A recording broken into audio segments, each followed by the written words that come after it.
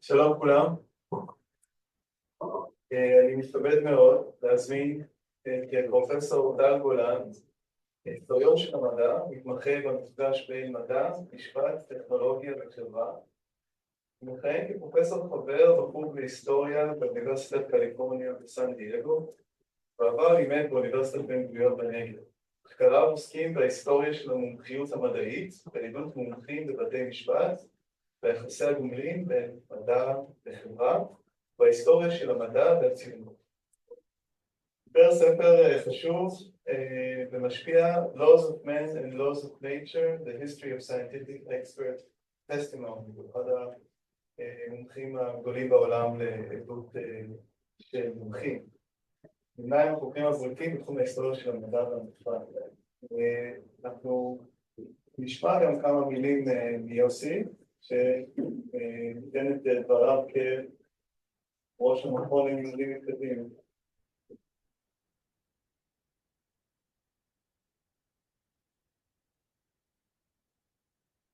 טוב, אז אני באמת רוצה רק מאוד בקצרה לברך את טל, שהצליח בתקופה לא קלה. באמת, קודם כל אני שמח ומברך על שיתוף הפעולה עם המכון ללימודים מתקדמים, כך שיש לנו סוף סוף גם אורח בגלל המכון, וגם אורח שהצליח להגיע מארצות הברית לישראל. אני יכול לומר שבשנה הנוכחית היו הרבה מאוד ביטולים בקרב אלה שהיו אמורים להגיע, מסיבות שאתם יכולים להבין. טל הצליח לממש את התוכנית להגיע לכאן, לא פעם ראשונה, אבל פעם ראשונה גם כאורח של המכון ללימודים מתקדמים, ואנחנו מאוד שמחים על זה. יצא לי לשבת בשתיים מפגישות הסמינר, זה היה נראה מרתק, אני מאוד מאוד שמח שיש לנו הזדמנות שוב, אחרי דחיות ועיכובים של כל מיני סיבות של הסמסטר הזה, לשמוע אותו כאן היום. אז ברכות לה.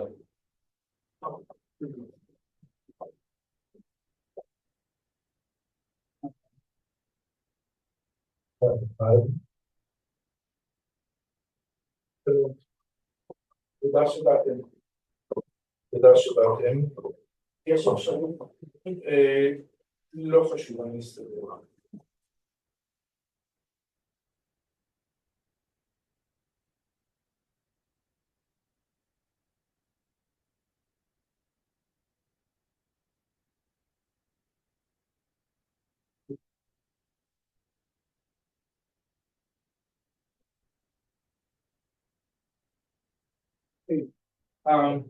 יש לי קצת יותר מדי חומר מכפי שאני ארגיש נוח איתו, אז אני אתקדם מהר.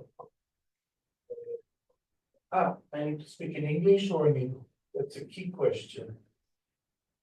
In English. In English. I apologize. Yeah, I was told. Forgot about it. So, but the presentation is in English, so we're good.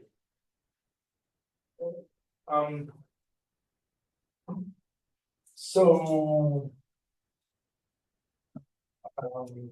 let's see. So, the map of my lecture. Basically, Zionist periodization by Aliyot is not helpful for what I'm trying to do. I can think of 4 stages of Jewish colonization in Palestine. 3 states we work in. So the first one is from the 80s to the 90s, the 1880s, 90s. This is what we call the Rothschild settlements. They are, in a way, they are classic forms of settlements, colonial settlements. These are plantation colonies, plantation economy. There are off layers also. It's a classic also 19th century in another sense, in a Jewish sense of financing, philanthropy. So this is the first wave, if you will, of colonization. involves a lot of capital. I will get into some details in a minute, and expertise. And so that's what we call the first wave from the 80s to the 90s. The second wave starts in the beginning of the 20th century. It's a different actor, the Jewish Colonization Association. At the time, this was the largest private immigration operation in the world. They are merging with Rothschild, and they're introducing a totally new style of management and vision, if you will. And things in the approach is business-wise. Settlers are signed on contracts with dates, timetable, numbers. They are moving from plantation, which is capital heavy, to frugal dry farming. Can you hear me well enough? Yes, this is. Thank you. And we'll talk about it, not enough because we don't have time, but we can come back to this later. This is kind of a eugenic social engineering type of early 20th century project, also heavily influenced. And then the third wave, the Zionist only appears in Palestine in 1908. That is almost 30 years after the colonization efforts started. Right? I mean, so it starts with grouping.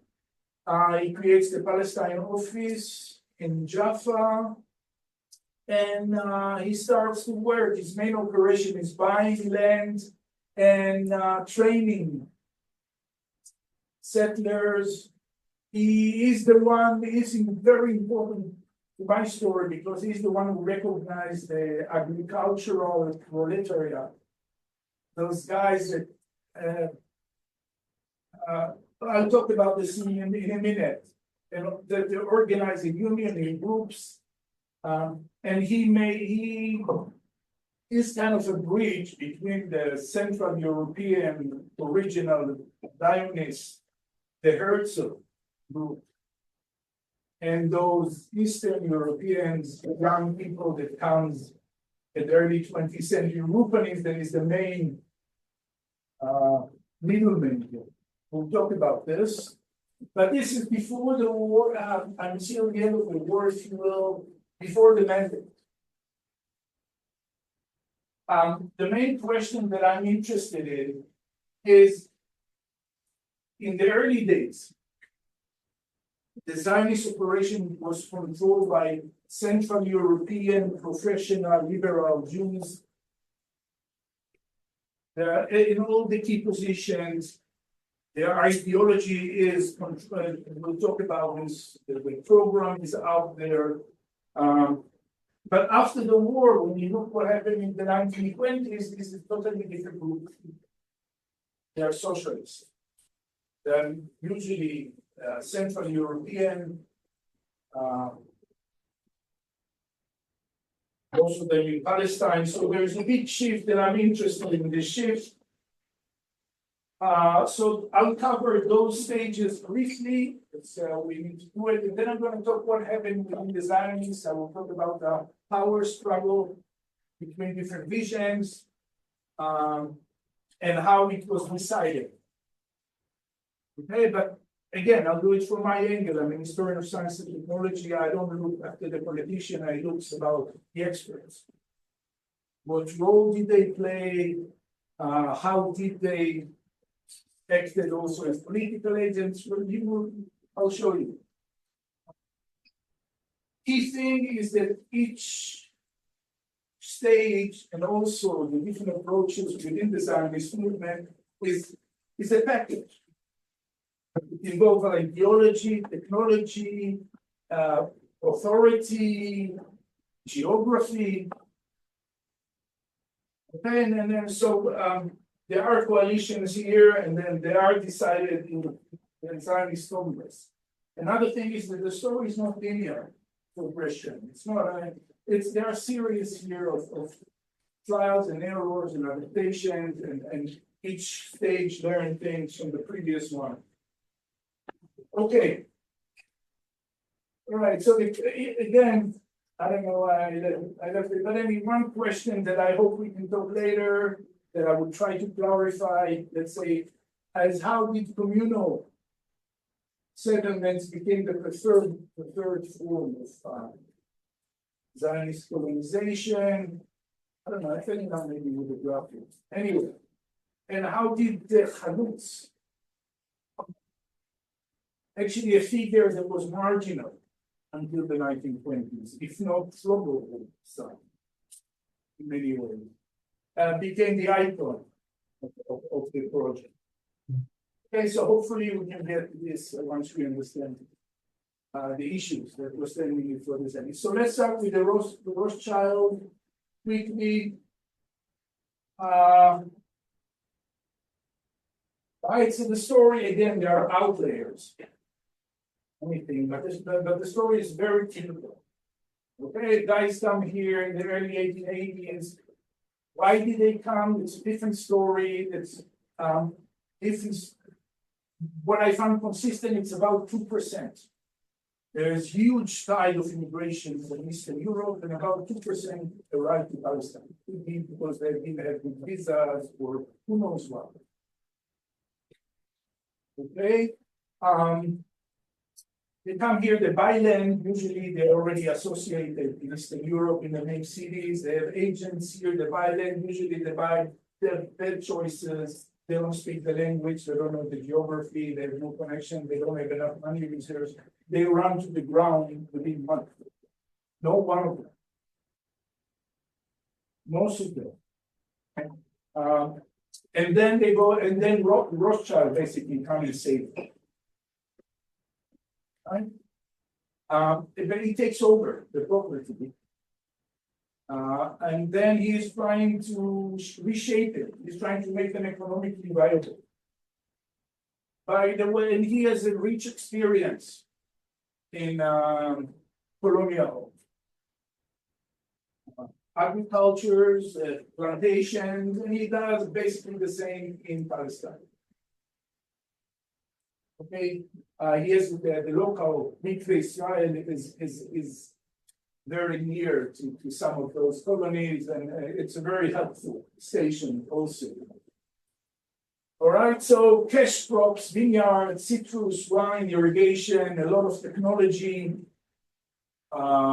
including electrical engines, etc. Just quickly to discuss, this is a model that requires a lot of investment and a lot of patience, because plantations takes time. You don't see fruits typically for 7, 8 years. A lot of infrastructure. Geographically, you are limited to the most expensive places in Palestine because you need irrigation. Okay, but that's what he does. That's what he knows. That's what he does. All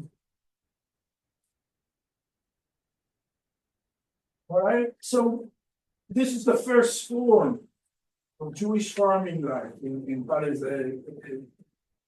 Now, he's not a Zionist.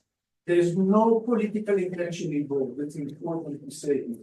Actually, he finds, both him and some other experts that I will talk about, find the Zionist movement troubling. A public vocal campaign will actually damage, they think so, their business, what they're trying to do. So everybody is like, on one side, happy that he saved the colonies. Everybody, I mean, within Jewish circles and others, he saved those colonies and the poor settlers. But there's many are uneasy in what he's trying to do. Okay? And I think about it as a rich person that is spoiled enough to get whatever he wants with his money, and that's where the Zionist movement is taken. Adam is visiting Palestine twice. In 91, I think, in 1891, 1896, and he writes basically, and he says that philanthropy may have saved those settlements, but in the process they killed the spirit of the settlers. Because those kind of operation needed heavy administration and expertise, a lot of investment, so the settlers could not pay back. stay dependent. It went nowhere. By the end of the 19th century, there's animosity between the administration because they are trying, the Rothschild administration, because they're trying to wean off the settlers from being dependent on them, and the settler feels like overtaken by an aggressive administration. It doesn't work. So that leads to the second phase.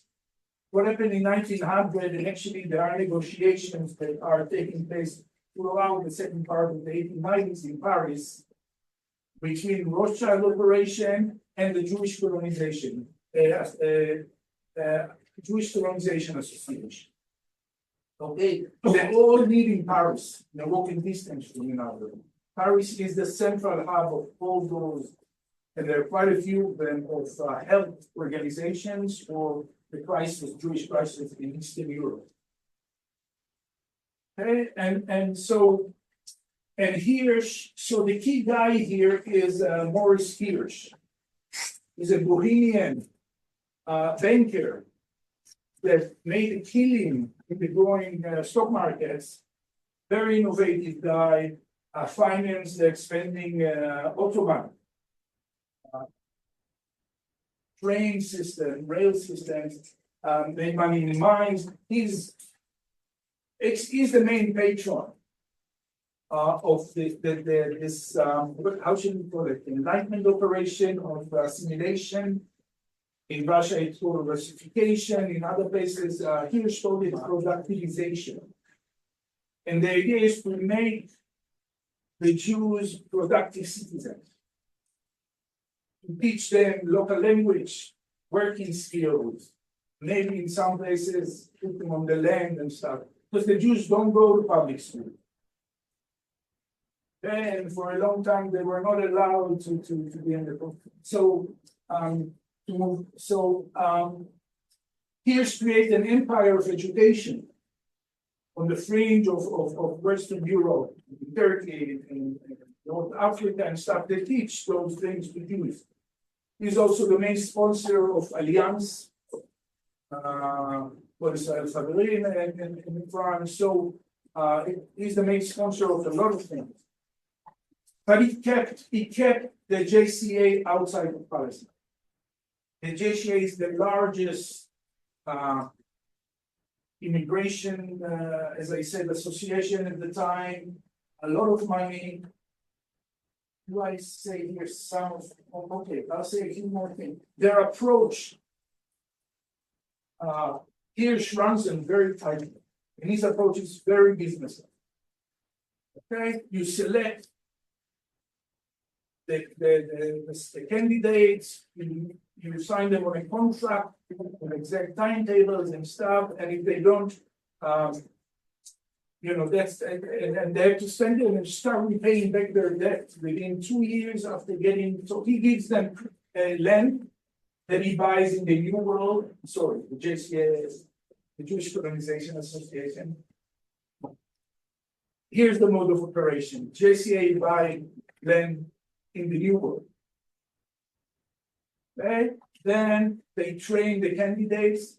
They give them a piece of land, credit enough to buy animals, equipment, stuff, and they're supposed to pay them back within a certain amount of years. The main operation is in Argentine, but they do it in Canada, in the US.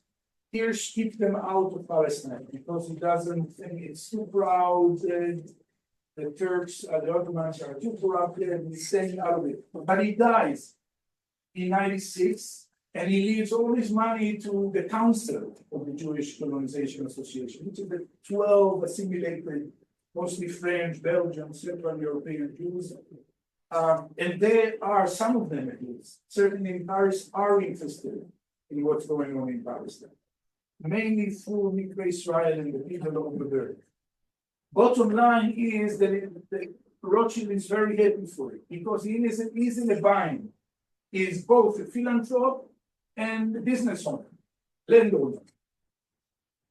So he still pressured the tension between those things because he owns the properties. And then he's increasingly looked at as tight-fisted, and so he wants to restructure his holding. He merged with the Jewish Colonization Association. They take over the business, and he takes over the chairmanship of the Jewish Colonization Association. He also puts money into it more. They are legendary rich, but he does that. He becomes the chairman of the JCA, and the JCA take over, and now you have a new front and a new management. Now it's becoming interesting, because the key player here is going to become a decade later the most important philosopher of science, if you will. Certainly before World War One, that's Emil Meyerson. I was told by Snaid that the first seminar that was taught here in school was on Emil Meyerson. So he's a polyglot. He was born in the Russia, I think, the Austro-Hungarian, or Vilna. And then he studied chemistry in Heidelberg with Benzen, and then he came to Paris to do a career in the chemical industry, and then he gave it up and started writing his philosophy stuff. And on the side, he did all kind of things. And he slowly got involved in this network of Jewish health organization in Paris. And because he's a bright guy, that's the book that he would publish in 1908. And that would make him famous. And ask me later about this. But in 1894, where we are interested in the story, he's the secretary of the Paris office of Confrontation. Okay, and he is very productive and systematic. He's a bright guy. So in 1899, the president of the council of the JCA asked Meyerson to prepare a plan for the colonization, for how can JCA intervene in the settlement effort in Palestine. And so he studied this. He writes a lot of letters to the teachers in Israel. He reads reports, and he puts a report 20 pages long, and he basically says,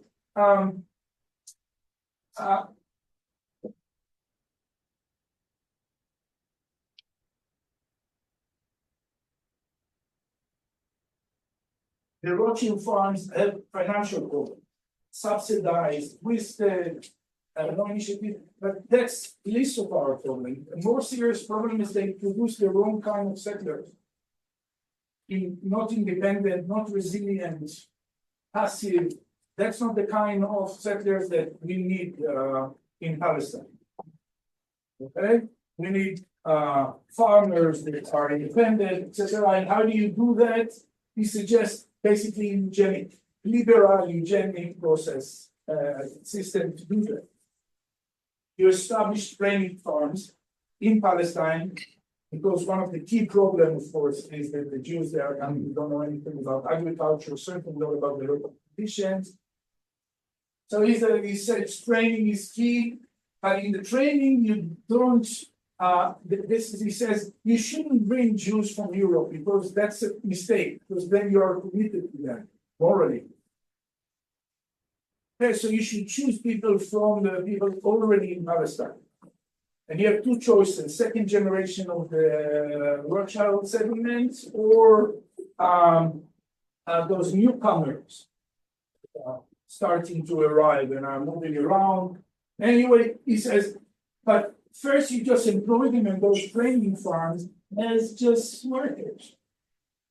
And then you can select between them those who succeed after a year or two, and then you can give them a contract. Okay, Segera, they buy the first buy, he becomes the chief of operation in Palestine and in other territories.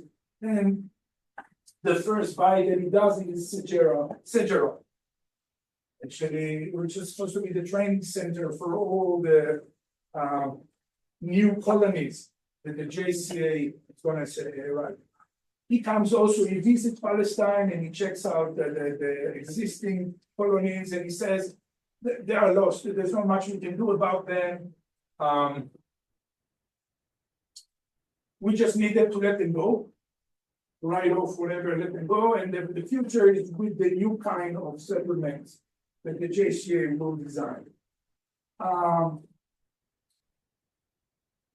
Okay, I'll come back to this in a minute, but I suggest also moving away from the capital intensive plantation economy, which he thinks is responsible for most of the inability to become independent, we pay away, but it's also he creates 8 colonies, all right, and he cuts subsidies, totally stops all supports. People who fail to set up with their contracts, he released them. In return, there's a lot of attrition, a lot of complaints. This is a quote from he visits in Palestine in 1905, and people are complaining to him, and he says, "It is not our business to see that your farms support you. You should be able by now to ask yourself, could I live here or not? The Jewish colonial JCA has settled many in Argentina. Some persisted, some did not.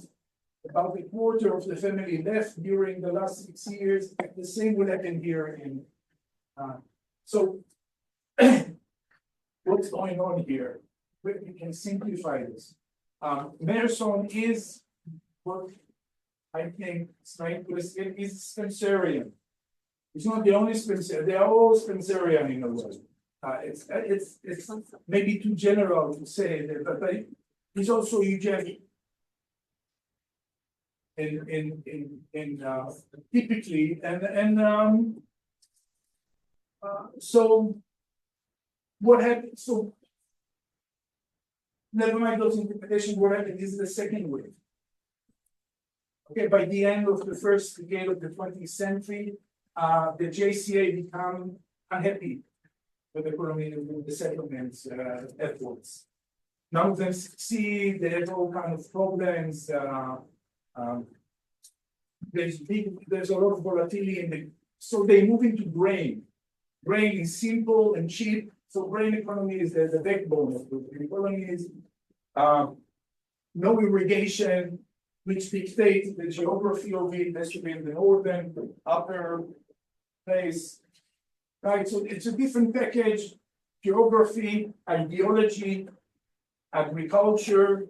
You can start to see what I'm saying here, okay? How those things are connected with each other. So this is the second wave. It stopped around 1910, the JCA is cutting down their efforts on this because they don't succeed. There's all this approach of frugal farming, dry farming on huge plots. Grain farming doesn't work. The settlers are renting a lot of their space to Arabs. JCA stays around. They're still financing and doing other services to the growing Jewish presence in Palestine, but they don't create more colonies. Okay. Let me move quickly because now we're getting to the main item of the evening, to the Zionists. Okay, so let's just run quickly by what everybody knows. 1897, Herzl founded the Zionist organization. What's important from my point of view is how the whole Herzlian vision is basically classical fin de siècle, technological science field, whatever you want to call it, okay?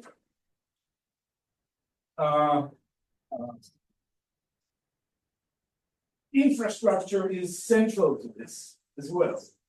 We get water and electricity are the two main urban modern technologies of the start of the 20th century, and they play huge part in the Herzlian vision. Specifically, we are talking about hydropower. Hydropower is the state-of-the-art technology in Europe. They call it sometimes the white gold. the white coal, it doesn't create zoot, it's more dirty, it's clean, there's plenty of it. It suddenly makes all the provinces productive, the inland and the Alps are. Anyway, it's a big thing, especially in France, where Herzl is defining his approaches to the Jewish problem. Between 1890 and 1895, exactly before he writes his first book. So hydropower is key to the vision. I'm not just saying it theoretically, because the early Zionists actually go and measure and plan hydroelectric plants in Palestine. Okay, so the first one is known as the Kremensky program. Johann Kremensky is one of Herzl's closest allies, probably his leading technological advisor. He's a guy who, what we call today, how do you call them, Yazamin? Technological entrepreneur, is electrical engineer that has developed some of the greatest factories for light lamps, and also some of the largest power stations near Vienna and other places. So he's a big guy, and Herzl is asking him to plan the infrastructure in Palestine. So Kremensky is getting on it. We don't know too much. It is mentioned in Herzl's diaries and later by some biographers of Herzl.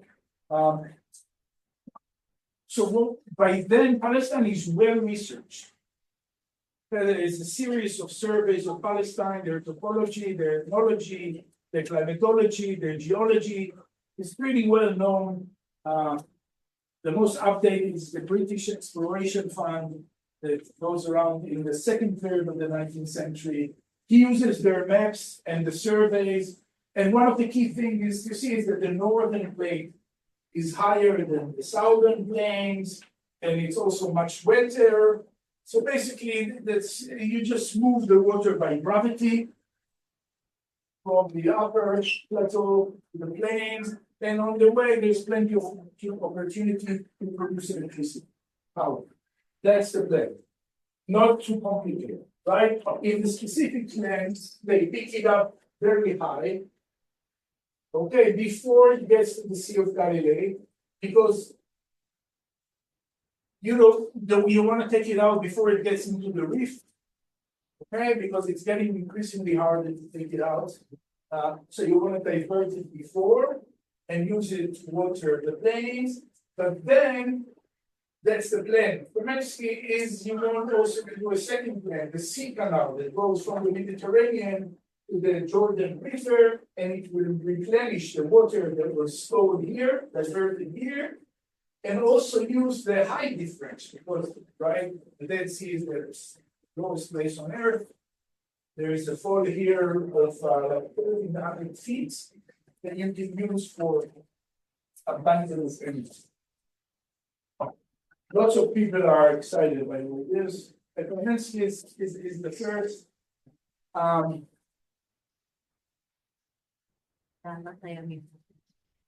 So this is in 1896. We have the evidence of it.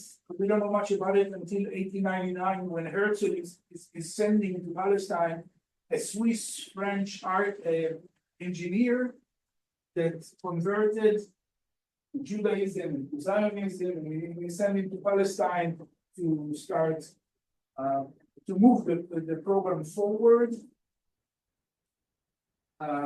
Burkhardt, I think it's Jacob Burkhardt, remember, he's in Palestine for like half a year, then he goes back and he prepares land to bring it to works in 1901.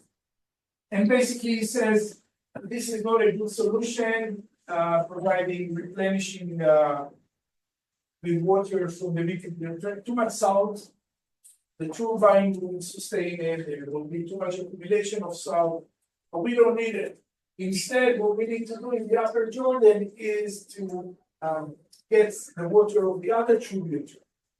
The Jordan and Hasbani specifically, and Litani, and channel them to also a tunnel to the Jordan, and together they will create a big enough volume. If we place somewhere around here or here, hydroelectric stations, you can produce enough power. You don't need this high difference here. You need it up here. It's less, but it's good enough.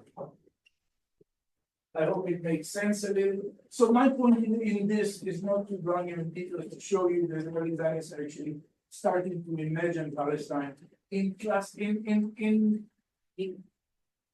techno-scientific, developmental, some people will say classical colonial also way, in terms of angles, capacities, temperatures. Okay, so he calculated potential of about, you can get out of it 400,000 horsepower. That doesn't say much exactly, but he refers to it. That's what he writes, and he refers to it as plenty for generation to come. So this, my point in this is, remember we have two timelines. I just talked about the two stages of Jewish settlement in Palestine. Okay, this is one. And the JCA takes it into the first decade of the 20th century. Meanwhile, what happened in the Zionists, they are not yet in Palestine, but they are envisioning Palestine. And they are working towards it, right? I mean, Altnoyland is an excellent example of this. It's a technocratic society up to its teeth. And the main technology is hydraulic engineering. And many people think that this is, and that's the case in Europe, that hydroelectricity is usually in the context of industry, but not in the case of Zionism. It's interesting because it's the same also with, with the proletariat. They are not in the cities. There are no cities in Palestine. It's all in agricultural context. Right, so the first proletariat is also this, but also the water is supposed to provide enough. Hydroelectric operation is supposed first to provide water for irrigating what they think is the necessary first step for developing a healthy society in Palestine. Okay, so the farmers is supposed to be necessary step in refurbishing Jewish society, and key to this is infrastructure. That's how you do it, and so irrigation. All right, first imagine agriculture as part of the modern system, drainage, electrification, transport. There's a whole section in Golan, which is called the Promised Land, which is all about agriculture and the plenty of water, and etc. Okay. Where am I going with this? Where am I going? Just to summarize this part, the first phase, the early Zionists, the Central European professional liberals have a vision of a democratic liberal society. Okay, but it's also very important how they imagine they're going to go about this. They're going to get technological infrastructure in place that they will need a lot of capital. Herzl is very much aware of it, and he creates also the mechanisms for it. So capital, technoscience, that's the vision. It's a liberal vision. And the Viennese, the French one, but that's what it is. Central European liberal vision. It's about private money. Okay? And the challenge is how to make Palestine attractive to Jews, to immigrate there. And the solution is by creating the infrastructure that will attract the right kind of people and, of course, the right kind of money. So that's the generation, right? Okay, just, am I running out of time? You're fine, you're good. I'm halfway, okay. Just to show you the farming side. So in 1903, Herzl invited Dr. Franz Oppenheimer to present a claim for Jewish colonization in Palestine in the Sixth Zionist Movement.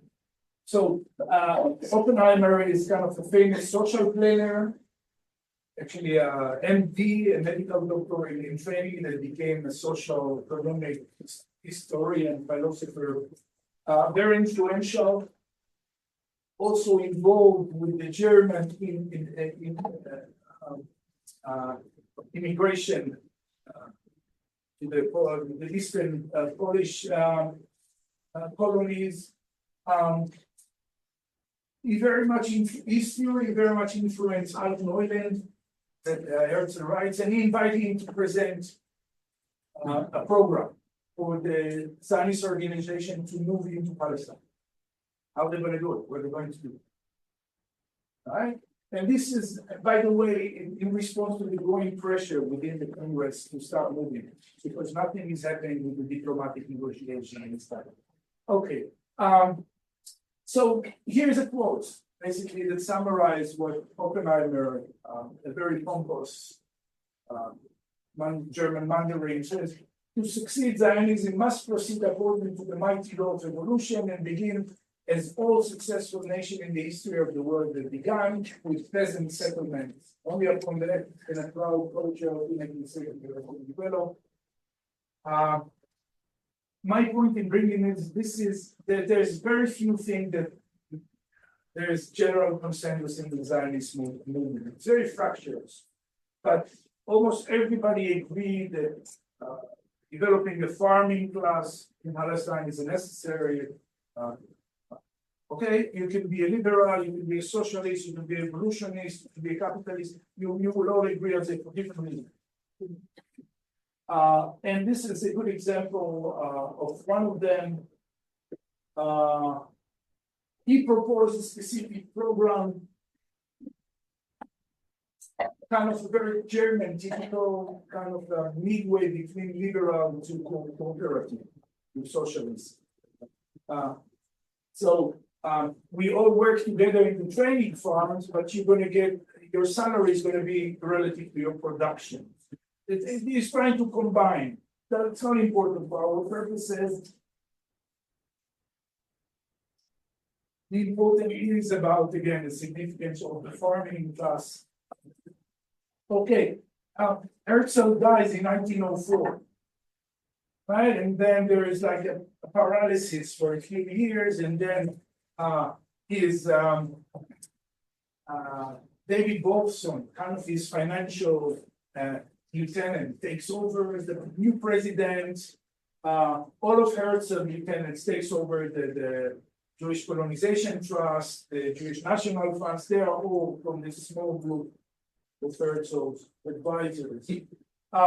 They sent Wolfson and Barbour sent Brooklyn to Palestine in 1907. He identified three main problems: lack of training for the settlers, too much monoculture, which exposed them. That was the problem. Also, Jewish Colonization Association exposed to grain prices and stuff. But the worst one, he writes, the most problematic one is that they are passive initiative. There is kind of malaise in the colonies. It doesn't think they're so. Training, he follows Meyerson and Oppenheimer, and he's going to be trained local training funds, right? And for monoculture, he proposed a solution that came to be known as mixed farming, which is less lucrative but more stable. And for the initiative, or electric initiative, he says, I don't see how we can do something with the second generation in the Moshavot, but there is this group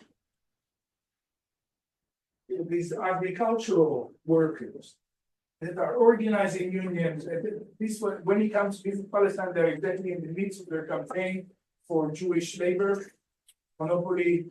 They are losing it.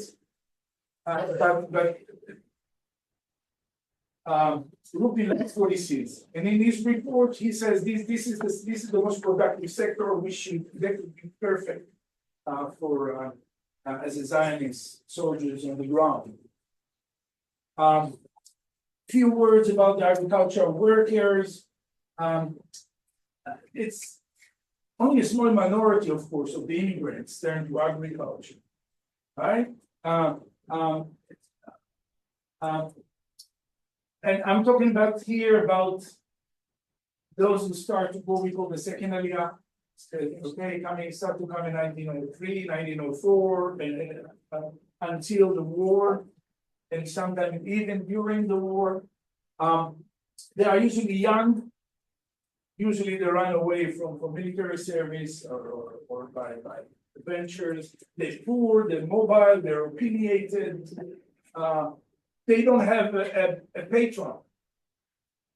And they are coming to the Palestine and they're meeting kind of a eugenic culture that very much deals with the philanthropy of the problem of the philanthropical tradition. But they are moving around in groups, trying to compete, kind of a losing war with more experience and much cheaper local workers. Okay, but many farmers from the Moshavot think about Jewish labor as a new form of Halutzim, of subsidy. Okay, it's all kind. Anyway, the point is that they are certainly not central icons in any colonization process. Okay? 10 years later, it's going to be totally different, right? Now, Oppenheimer and Emerson considered, because they don't want to bring people from outside, from Europe or other places. They want to use people in Palestine that they can select, stuff, right? But you can see they treat them as a necessary evil. It's less, I mean, you have to. They are a problem, not Rupin. Rupin is really the one who thinks that they are going to be excellent. Okay. After the war, things start to change quickly. You have the Balfour Declaration with the mandate. You have the atmosphere in the Zionist organization that the doors are finally open. We can finally move to immigration on a large scale. But then, I don't know how to say it politely, but now that you move to details, suddenly it's paralyzed by power struggle and different. How to go about this. As long as it goes on the table, theoretical. Let's talk about this. There are three power centers. One of them is in London and also in The Hague. This is the old power center, the pre-war practical Zionists that we call them. Weizmann is in London, Sokolov is in Paris. Osishkin is in Eastern Europe, but then there is the new coming force in New York, where the money is. Okay, and it's, over there, Louis Brandeis, judge of the Supreme Court, American, that is ruling American Zionist organization, which is a great achievement because the Jews of Eastern usually were very hostile to the Zionists. And then there's the up and coming center in Palestine. It's not yet, but it's coming around the Palestinian office, which is Rupin Center, but also around the union workers. The worker union, sorry. Okay, one of the key tension that runs is the tension between those champions of moving as quickly as possible with the greatest number possible of immigration to Palestine, and the help with the numbers, we gotta do it. Weizmann, Sishkin's other are typical of this with different degrees. Sishkin is much more, but there's also a layer of financial and other experts, quite a lot of them in the sense they are very suspicious of this financial behavior, responsibility, and this blows up in the first meeting of the Zionist executive. קצרים בזמן.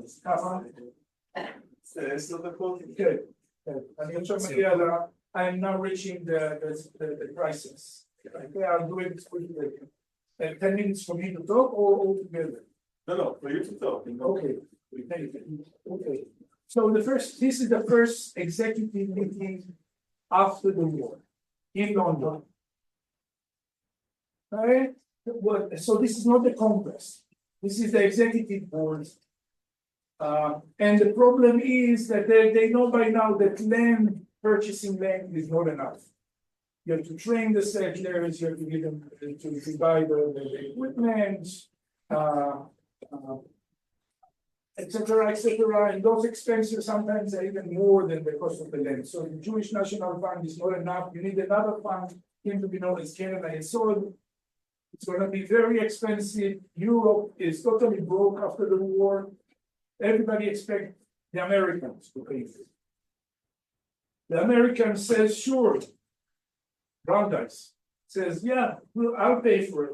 We pay for it. Okay, let's see right here, right? But he says, but the new fund could not be controlled by Zionist politicians. In the beginning, he says, he's trying to be gentle. He says, because you're going to have a lot of non-Zionists people who would like to donate, but don't want to be identified with the Zionists in post-war America. Very patriotic. This is the total double identities. Let's separate this. Okay, Weizmann says Weizmann is on. Weizmann says no. Basically, the Jewish, Zionist organization is political because it needs to be. Brandeis insists. He says that the politicians basically are done with the movement. They done their job. They got it with Balfour and the support of the British. Now the project is developing Palestine. It's a job for engineers, for bankers, for managers, not for politicians. Okay. Oh. Okay.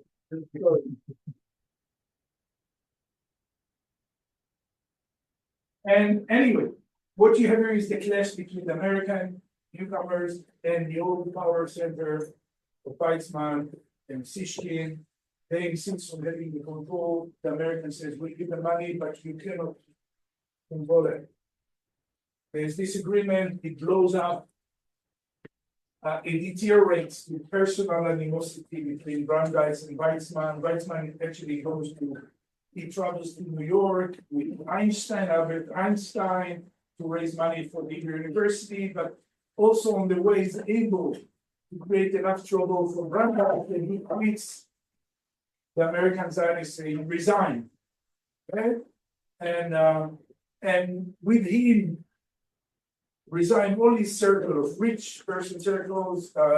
And my point in all of this that Weizmann wins the power battle with the Americans, but in the process he lost their money.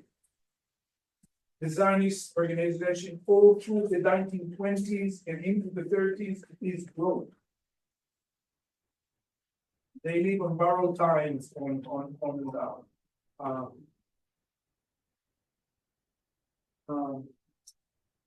banknotes. Okay. A second struggle is about the policy in Palestine. How are we going to develop the agricultural colonization program? Is it going to be like the old vision of freeholder villages, private money, intensive, sophisticated farming, capital, private capital, or is it going to be the communes and the collective? Okay, you can see there are two key players here. One of them is Zelig Soskin. I don't know if you've heard the name. He's an old Zionist, close friend of Weizmann from that generation. He's also an agronomist, and he runs the Zionist colonization department in The Hague, which is the European center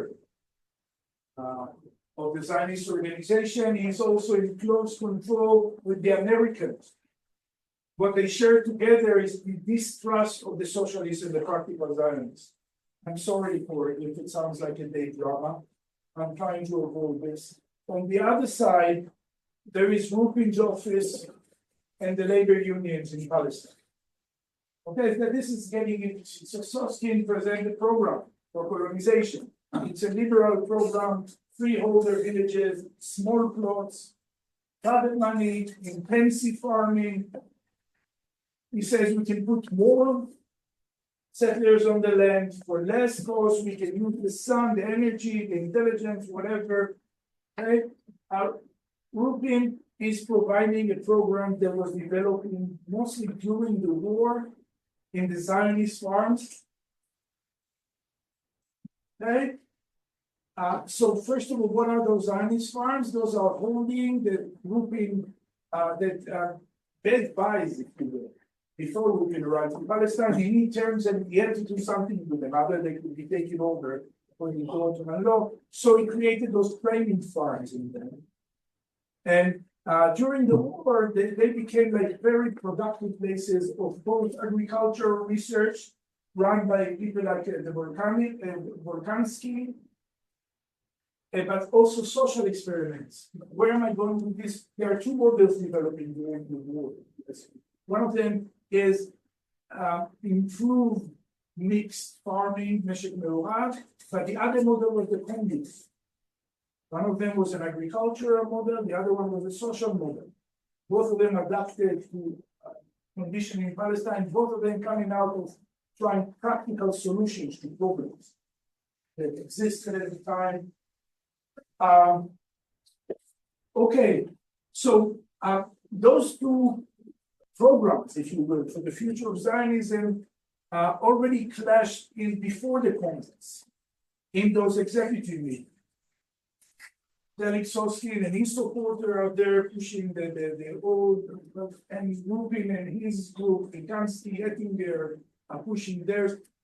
It came down, there's no decision, it came down to the first Congress after the war.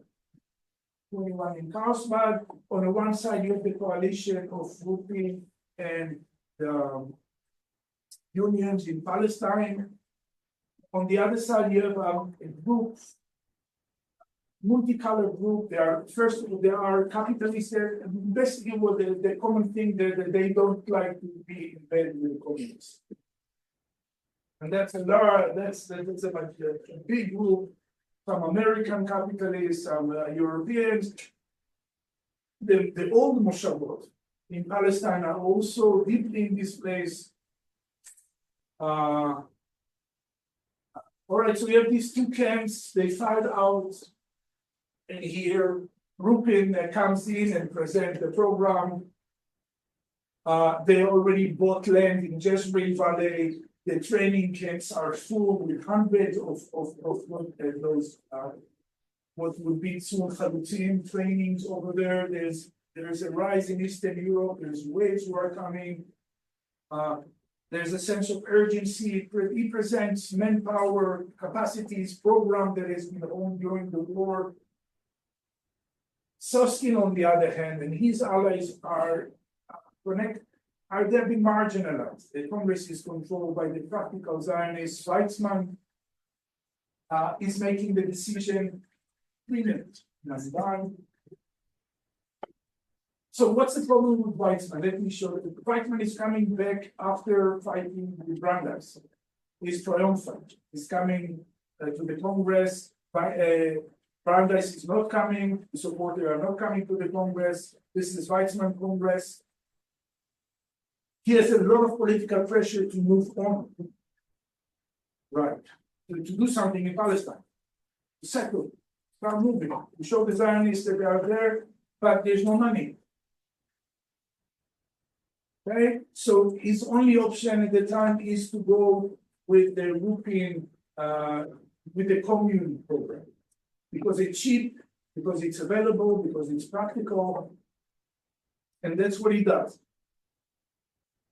Right? The Congress is finished here with a resounding win for the socialist program. 2 days even before the Congress is closed, already the Mahalal is already established in this Jesuit Valley. 10 days later, the largest Mitzvah Chavod was established. So they just moved very quickly. Okay, by the end of 1922, there's a flood of purchase over there, 9 settlements spread around the different forms that are developed. So Jesuit Valley becoming this experiment, this stage on which the Zionist is proving their capacity to do it. There's a lot of money poured into it. It's a bottomless pit of money actually, through the 20s and early 30s. At the three more minutes. Sorry. No, because that's important. Now, Weizmann, he's supporting this program. But at the same time, he is not interested in the socialist side. Right? Definitely, there's a lot of evidence for this. But he thinks that it's a transient stage until Palestine will be improved, and then it could attract the private money and the kind develop the kind of economy. He writes this to one of his allies in the US.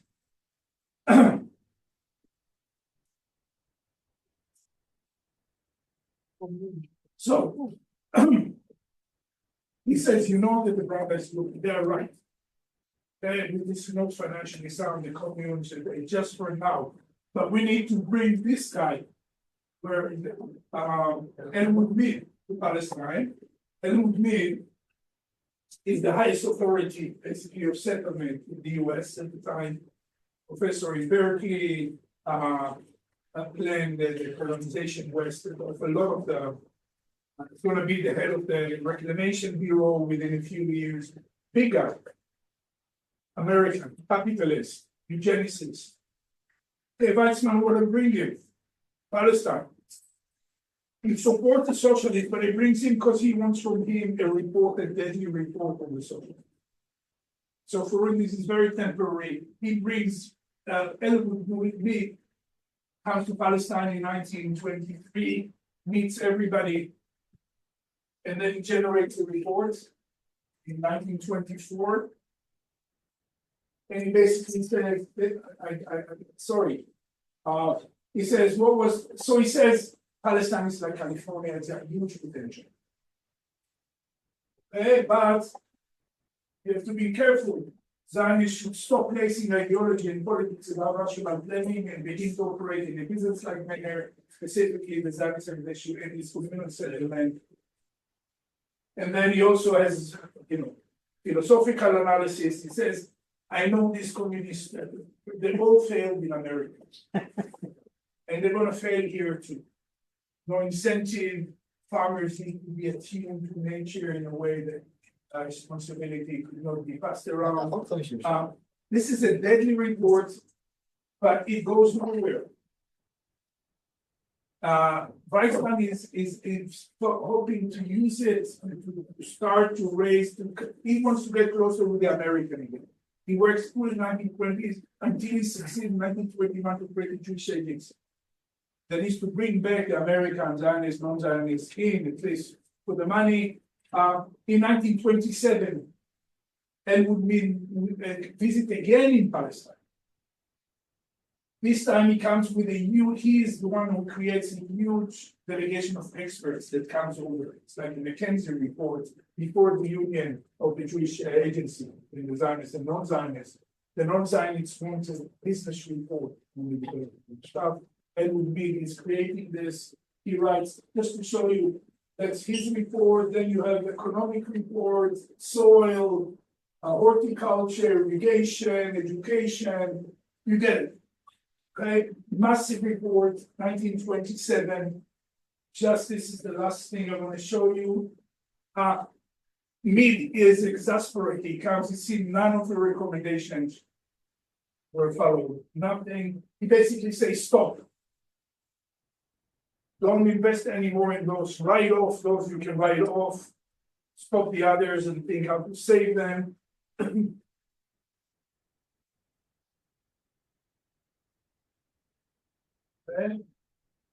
That created a commotion, but it didn't. We can talk later. I gotta stop here. It didn't stop. By that time, 3 sentences. By that time, the deal is done. Weizmann is maneuvering, maybe restart a different social orders or Zionist order, but by then, it's too late. The Statute by 1927 is you cannot do anything in Israel without in Palestine without this statute. 70% of the workers are members. They are the bigger contractors of both the public mandates, authorities, public office, and actually the agents of the Zionist organization. They are the one. Every settlement is kind of a company. Okay, so Weizmann is losing this fight. At the end, by the end of the 30s, the socialists control most of the key committees, and soon after that, they take over the political establishment as well. Right? So I'll stop here. Thank you for bearing with me.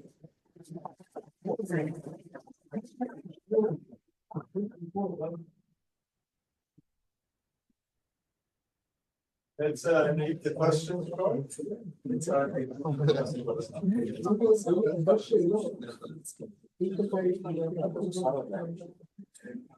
Speak English. This, I'll try to rephrase it in יש שאלות, אני רוצה לדעת שאולי תעבור. איך הגיעו החלוצים למצב שלהם בתנועה הציונית? כי כאן הם לא ברור את הקרה. Okay. This is a promise it didn't fulfill. You say something about the ideology of the Halutz. I knew it's going to cost double here. לא, אני רוצה שתמשיך את ההרצאה. כן, Halutz is a technology, a solution to a national movement that has a vision but could not finance it. Had to move to Plan B. Okay, they don't have capital. So what they have alone is manpower, committed. Okay, so some people are here by me using the word concept technology. I don't mean by the computers. I'm talking about some kind of system to get results.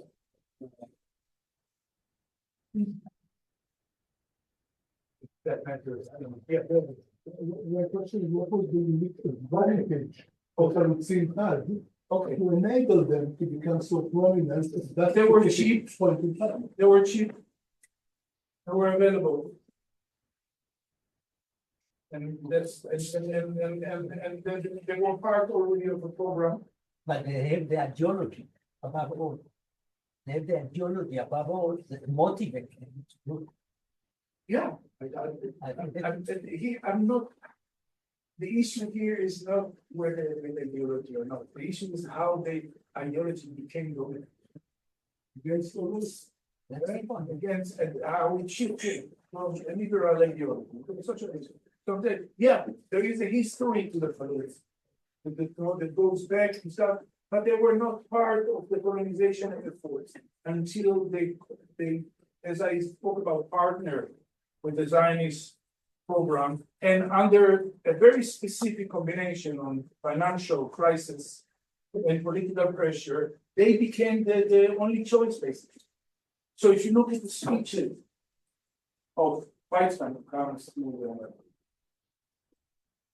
he talks about Halutzim as this new representation of our dearest and best.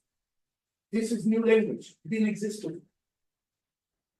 Right? If you look at the literature and stuff, you can see some in the context of the Jewish organization, in Eastern Europe. Rona Yona wrote about this. Okay, you can see there's some notion of revival of the Muslim communities, but becoming the front of the Zionist operation is of course caused by them. And I don't know if I mentioned your you look at it and you're not happy. No, only will immediately flag it for taking too much time. So I was fascinated with this idea. And the missing point, which for me completely justifies 1 more hour, is that how the Halutzim came to prominence. Now, you set the background so perfectly. You presume there is. Think about it like this. Okay, you have now in place a new hegemony after this. Okay, it's basically coalition between the practical Zionists and the socialist party. Okay, they have a model of settlement. They have a laboratory, Jewish Valley. There they develop their mode of what they do. Okay, they're good people, they put them, they know the soil, the land. In Vilkansky and in his experimental station design the kind of combination of a mixed farming place. They have manpower, they can go there. They're not going to get money, they're going to stick around. They have an operation. And the soldiers for this operation is what we call Aliyah Shlishi, the third Aliyah. And so I'll stop here. So, yeah, I have my question is more methodological because there are a lot of questions for the details. But you said that you are looking at this question, at this story from the angle of the historian of science, of looking on the experts. And I've seen some experts in your story, but if you could explain more how much differs, how much the experts are there in the central and how much differs from what would the regular historians or the general historian would say. okay.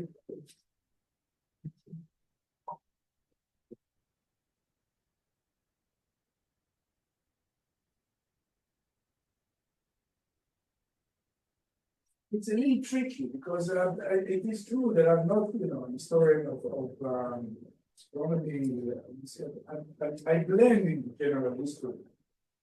So I'm looking at it from the point of view of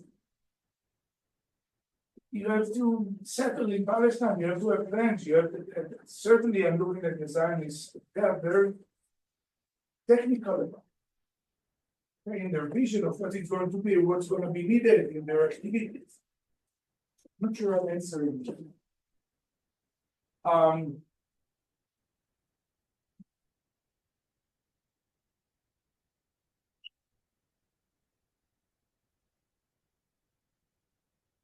Yeah, I am answering. In a sense, this is blend into general history, and at least the way I think it's productive. Okay, I'm looking this debate was very much carried by technologies. Okay, in that case, for example, by this in the cycle prevalent idea of modern culture as an infrastructure, electrical, water, heat, etc.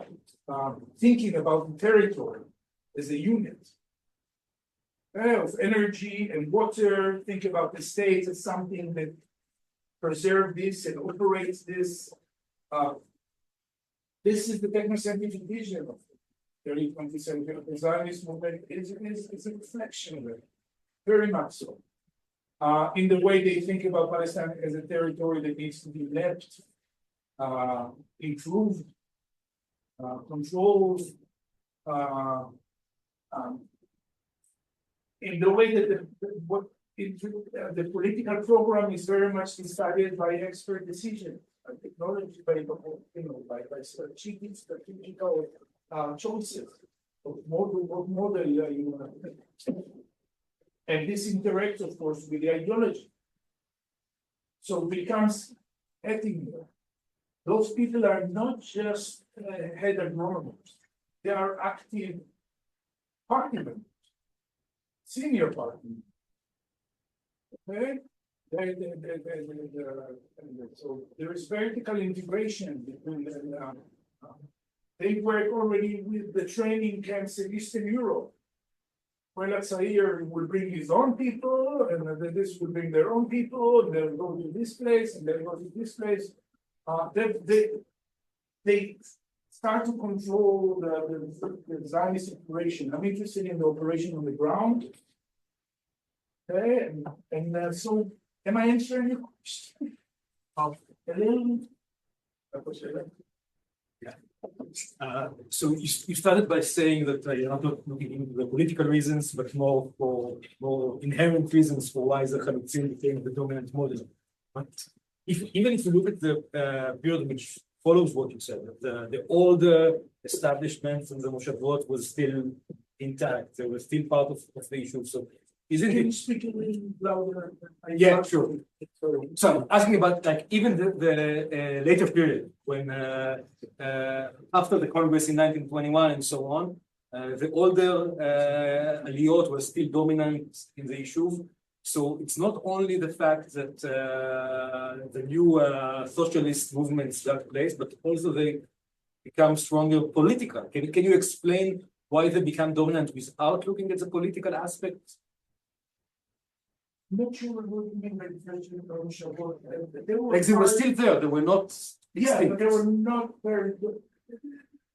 They are there, but they're not dominant in the Zionist Congress.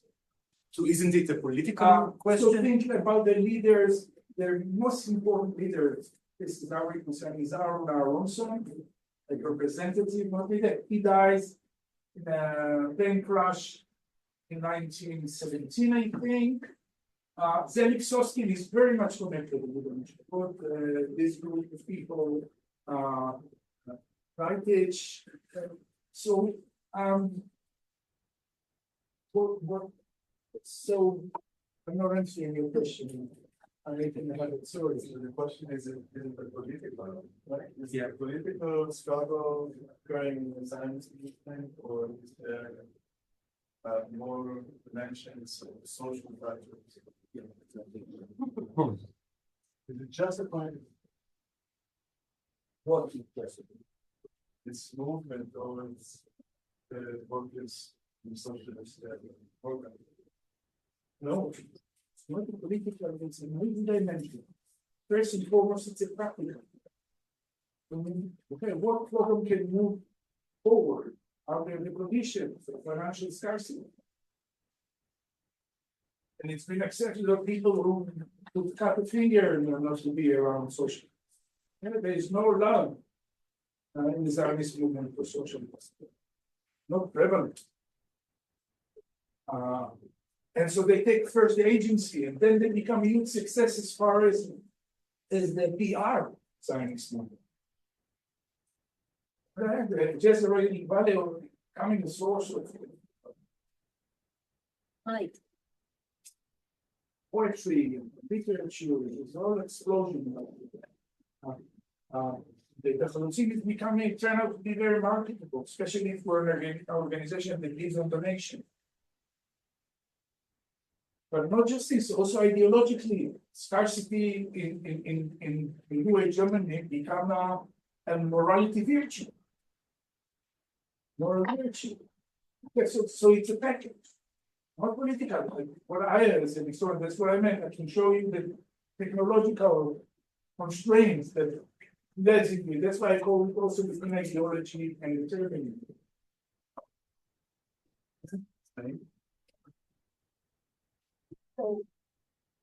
I have a very small question. You just mentioned the instability, but Mr. Gross is the voluntary and then very critical starts in place teams and becomes very powerful by mid-20s. So, what is the role of the Institute in this story? In your story, it's just mentioned, and then in 27 they become so powerful that you can't ignore them. So what happens in between? I mean that what I meant is that Weizmann has some kind of a timetable. He wants with the Jewish agency, with the backing of the American Union, to restore the right order of Zionism. Okay? That the socialist period is transitory.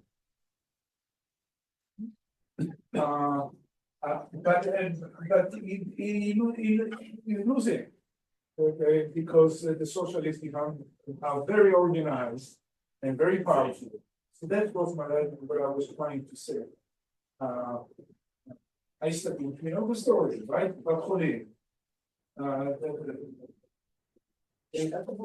Yeah, you cannot do anything without them. Also, the way they register themselves. I'm looking for economic historian. So it's really smart. Every settlement is kind of a holding company. And all of them are controlled by Nier and this group. And they take over. They take over first. You can see it. They take over the way I see it. First, they take the agency. They become the contractor with the Zionist organization. Not just in Palestine. They said, well, as I said, already control the selected group in Eastern Europe. They have, so they control virtually almost everything as far as operations. They also become the calling cards of the new Jew that saves the soil and the nation and everything. And by the end of and then they take over the movement. Then we're going to become the president of yeah, but in your story, it is case there's capital and planning raising capital is the main leading field combined with technology. So how does this come into the story?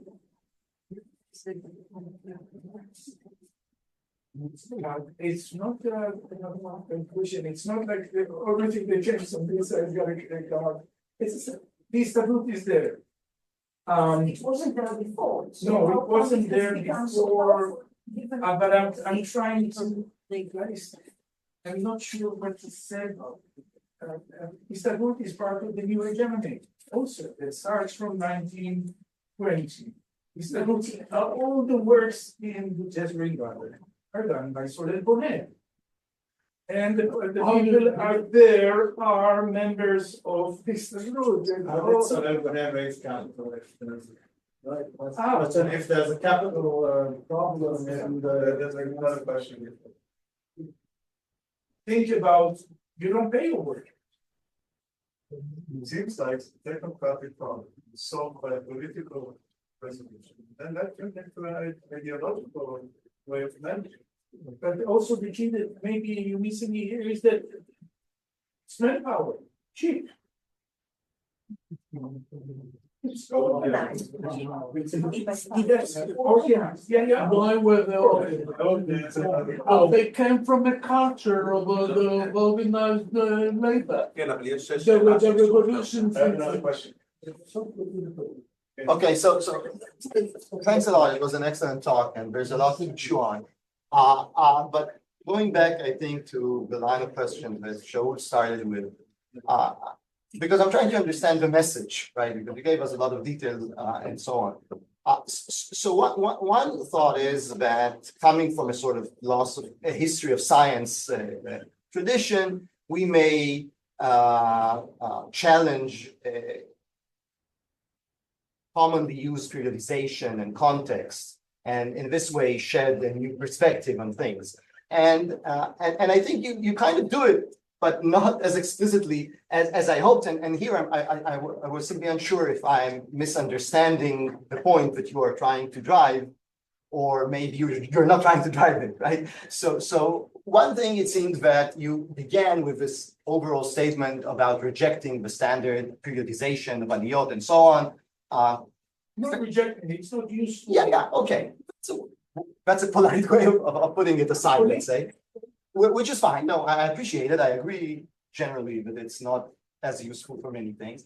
And then I think about context, and here I was a little bit confused. So maybe you can help me a little bit. So one thing, I guess, especially with this Elwood character, Elwood Min, which I need to read more on. So it seems as if like there is this kind of knowledge that maybe historians of Zionism are less interested in about Florida and California settlements and so on, which would be interesting. And then there was this aspect about being less interested in ideology along the way, right? Because generally we need to manage the arid land and the workforce, and then it doesn't matter if you're a socialist or not. No, now I'm going back. I'm to previous part. So again, it seemed as if you're like offering a different perspective because you're looking at it through the perspective of knowledge. But I wasn't sure if this is the claim. What? And formulate it again. Okay, so I'm trying to formulate it more clearly. Perhaps is that it seems that, well, it seemed at least from your introduction that you want to use this sort of history of science or technoscience perspective to shed some interesting perspective, to give some interesting perspective. So I was looking for that, and so and I was like trying to locate where exactly this happens, right, in your presentation. So I started at the end with Elwood Mead because it's it seems pretty clear to me, but maybe not what you're driving at, which is there is this sort of knowledge about settlements in the US, I guess, which suddenly becomes relevant to our story, which we may have missed, which is nice. I missed it. I didn't know about Elwood Mead until now. Then going back, when it seemed that when you talked about the congresses and so on, it seems as if what were ideological debates, what people typically talk about, sort of makes us miss the point that they offered similar practical solutions because of how they understood the problems to be solved. I wasn't sure if you're making this claim, but that it seemed at some part that you're like saying ideology is less relevant. And no, ideologies are very relevant. They are packaged together with certain technologies, certain solutions, and they are being marketed in the Congress, and there are different groups. And then the Congress voted for the winner, if you will. And I was interested in the dynamics. but weren't you suggesting that at least in some key passages they practically had the same ideas about what to do? No, I thought that the question is who. Yeah, in some points, in other places, I'm not sure exactly to what constellation you're referring. For example, there's a lot of coalition of all those that just don't want to be in bed with the communists. And they would go with the strategy, if you will, the SOSKI. And with the support of the Americans who are not in the Congress and some other are promoted. They make Palestine attractive for private money. Private people will come, will buy land, will invest in intensive. That's the way to go. So we remain with the standard interpretation of the ideology driving project, or not? No. Okay, so that's what I wanted. Different ideology that will like this solution, but only because the other one is worse. It's more complicated than binary. That's maybe a follow-up question. Yeah. So I think the novelty of your narrative is that you're suggesting that what's going on in the history of Zionism is a technocratic problem. The technocratic problem has various dimensions. One of the dimensions is how to do stuff, how to bring capital, how to bring people, how to organize them, how to. So that's a technocratic problem to make it happen. But the ideology is just one dimension of it. It's not the guiding dimension. It's not is that the general thrust of what you're saying? To some extent. The most general thing that I think that I'm trying to say is that we are looking at a very technocratic, top-down, well-organized project. Okay, the Zionist settlement in Palestine. And we need to understand it and analyze it. We cannot yet talk about the rise of the labor as kind of ideological combination, maybe even teleological, I don't know, the triangle of sacrifice. We're missing the point. Okay? You need to look at, there's but it's just one point. You have to look at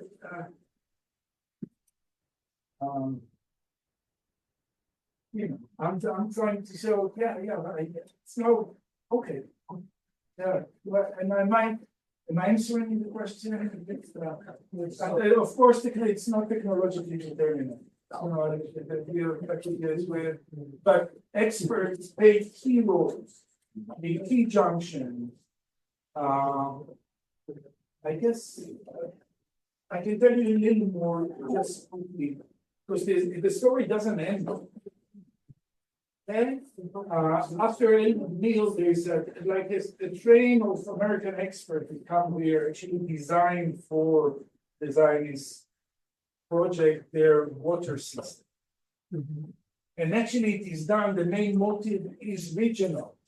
But the engineering logic is to pick up the water up in the north and then deliver it to all the states downstream, which are Lebanon, Israel, Jordan, Syria, okay? And the American says, yeah, look at this is regional, this is moving cooperation between everybody. Let's do it, we'll finance.